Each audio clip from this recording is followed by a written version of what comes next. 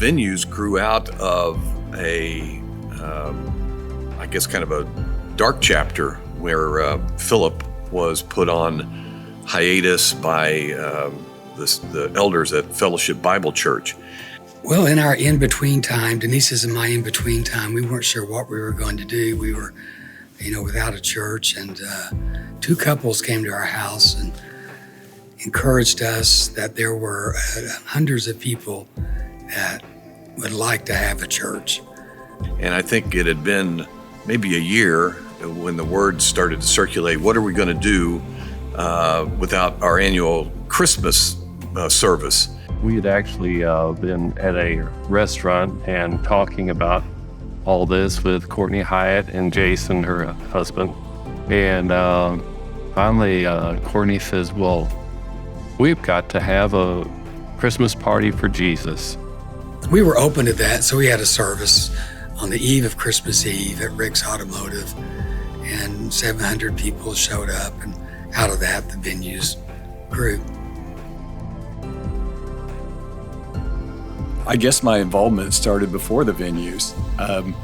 I kind of followed Philip from his last church, and when we met at Rick's Automotive for that eve before Christmas Eve service, that was kind of where the thoughts began, and I was very fortunate in the beginning to be a part of the committee that kind of formed the church, and it was an exciting time. So we established these teams of very, very talented, brilliant people.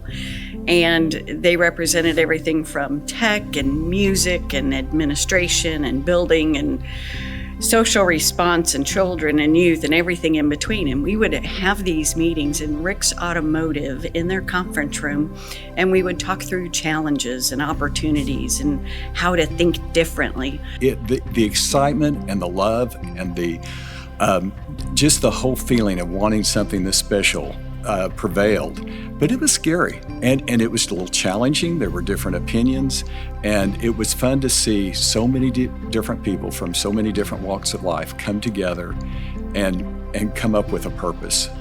The goal was to create a place for all, and by that we really did mean all. I'd come from a church that was a place for some, and it was an opportunity to have a place for all, and a place that would welcome diversity in income, race, gender, sexuality, theology. We wanted to establish a place that valued questions more than answers. Bill always came along at just the right time, and it offered a non-churchy venue, that, again, people really enjoyed. So then beyond that, finding a more permanent situation. I remember our first service at the Galois on February 10th of 2013. We had over 800 people. We gave birth to a teenager. A lot of churches start in a living room or in a garage and have these growing pains. Not us. We were drinking through a fire hose. And it was overwhelming and so incredibly exciting at the same time. So I first learned about Pastor Philip and the venues from my sister, and I immediately had tons of respect for Philip and what the church was about. She gave me a sermon that he had preached. I immediately was grateful for who he was and what he was about, and what the church that he envisioned would be about.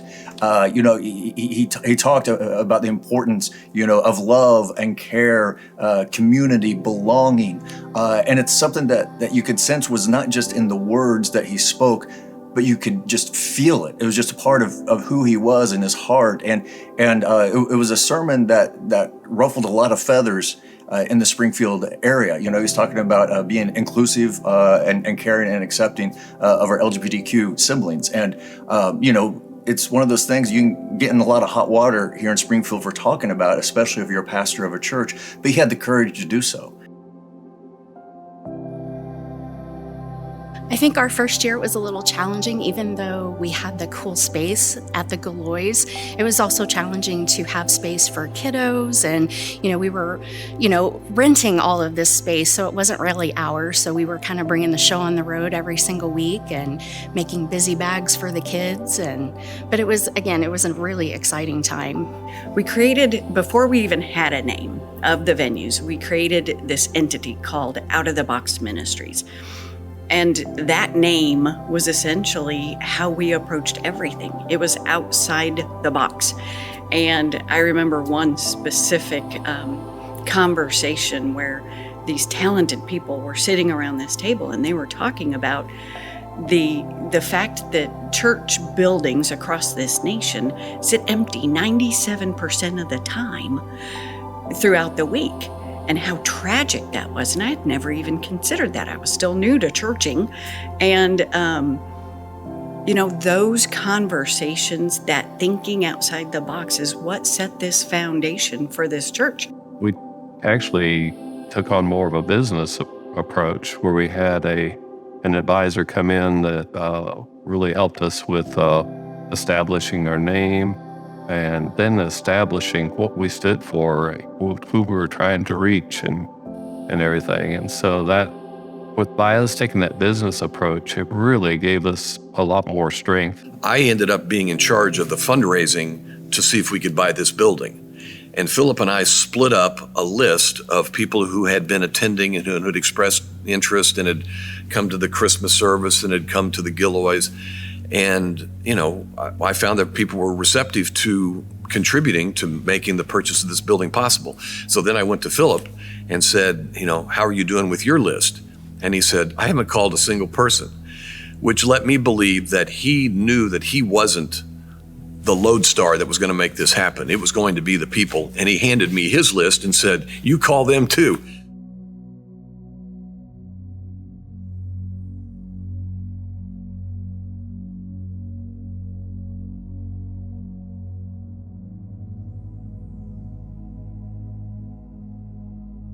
Yeah, we were presenting a new kind of Christianity, at least it was new to me.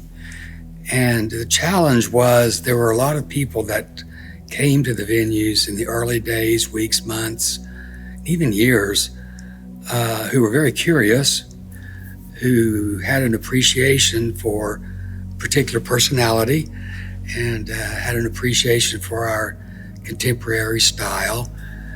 But I discovered that many of them weren't quite ready or open to this new kind of Christianity that I was presenting.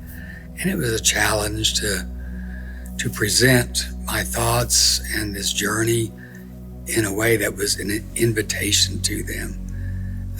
Not everybody accepted that invitation, and that was a challenge. Our message was kind of unique among churches, and we may not have met some of the expectations that people had, but that's the way it goes. Yeah. It's definitely geared towards love and not rules and regulations and things like that. It's more reaching out to the people where they're at and helping them to find the way to look towards Jesus for their answers and for the community to feel that spirit too, that we're all inclusive and we're all about making people feel comfortable wherever they're at in life. I think the Venues has a reputation for open doors, open minds, open hearts. We, like a lot of other people, have been hurt by other churches in the past. So we were kind of slow to get involved in stuff, but we had a hard time going slow because people were so kind and so inviting, and so we just kind of jumped all in after the first couple weeks. The Venues is home to me. I love that I've been given the opportunity to lead several groups, and it means a lot to me. Just being able to use some of my talents to gather people and to help people in need. So one of my first memories of really coming alongside in partnership with the Venues was at Pride Festival. and we did the Faithful Allies that year. So we were invited to come together in partnership with different churches and to figure out some kind of presence that would be meaningful. Venues came to that space, and it, of course, was one of just a strong partner in helping to figure that out and to navigate that space. But I remember the sign that the Venues made about apologizing for Christians and the role that we had played, and that was the one that blocked the hateful voices. And I really appreciated the kind of presence and intentionality that was coming from the Venues voice to say, we want to publicly apologize for what the church has been and to really be here in a way of figuring out, like blocking the hate and figuring out another way forward. The Venues is filled with love and mercy. And a lot of churches talk about love and they show it, but it's a different feeling at the Venues. I think being at the Venues, I understand what Christ's love is all about and how we're to hand that on down and to be a church of love. And I have to admit, this church literally saved my life. In 2017, I was on a path of total destruction. I'm an alcoholic, and I had relapsed, and I was literally going to die. And Philip and Denise came to my house and met with me and my family. And I talked about the fact that I needed to go to a treatment center because I had to learn how to live my life without alcohol. And Denise Wright loaded a plane with me to Michigan just to make sure that I got there safe. And she turned around and came right back home, and I spent the next 30 days in treatment. And every other church on the planet would have fired me in an instant. And for good reason. I totally understand that. But Philip and our church council not only held my job, but the entire church welcomed me back with open arms.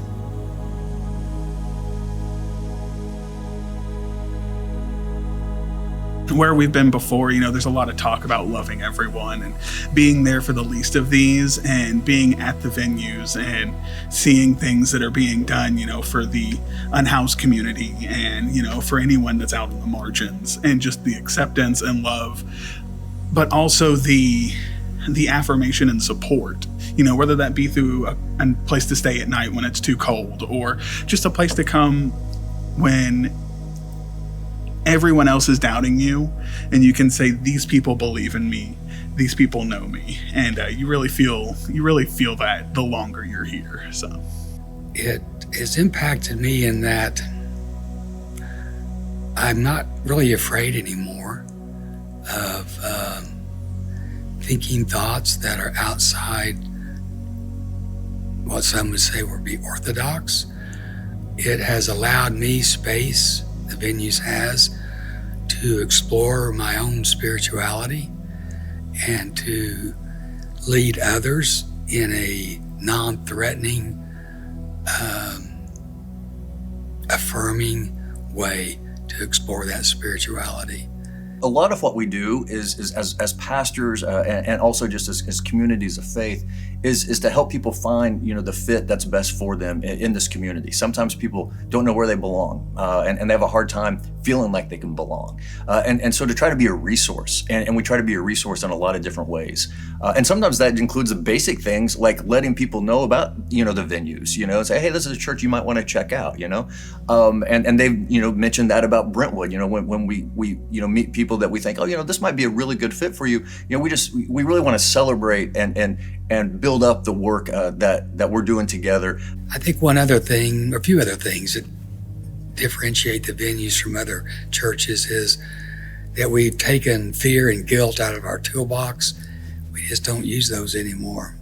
I don't believe that God is a God of guilt and a God of fear, and we try to motivate by love. We want people to know that we follow the teachings of Jesus, and we're looking forward to telling them about that. But first of all, we want to let them know they're loved, and we want them to feel comfort. Over the next 10 years, I want us to affect people like we have over the past 10 years in profound ways. I am constantly amazed at the number of people who attend the venues for the first time, and they are deeply, deeply touched. I hate to, when people say growth, you think of, numbers, filling the seats and that sort of thing, but it's not about the financial and the numbers in that sense. It's the numbers mean more people experiencing what we've experienced. It's letting us touch the lives through God of other people. First, I'm super excited to say 10 years. What? Oh my gosh, good job. That's awesome. And I just look forward to future partnership. And in a moment where we talk about churches falling by the wayside, the death of the church, the numbers of Christians deplenishing, places like the venues gives me hope that there's a different kind of faith and conversation that is rising. One thing I love about the venues also is that it's not about just trying to do the latest gimmick or fad, and like, we'll really get the people into the church, because we're so cutting edge, it's about, sharing love and letting people know that they belong and they are affirmed. Man, I just want to see more growth. I just want to see this church reaching out to the community like it has been, and just the community embracing that and saying, you know what, this is what we need right now. And for those who are questioning and who are scared, to find a safe place here and be able to say, you know what, my questions are okay because I was made this way, to question and to inquire and to wonder more and why. I hope we just continue to grow and continue to live by love, getting out in our community, getting more people involved. I know it can be intimidating when you especially come to a new church, but to get folks involved and make them feel comfortable, and just different projects have been birthed from people saying, hey, I heard of a need. And we've turned those things into greater projects. So I love for more people to get involved and let us know about other needs in the community that we can try to help meet.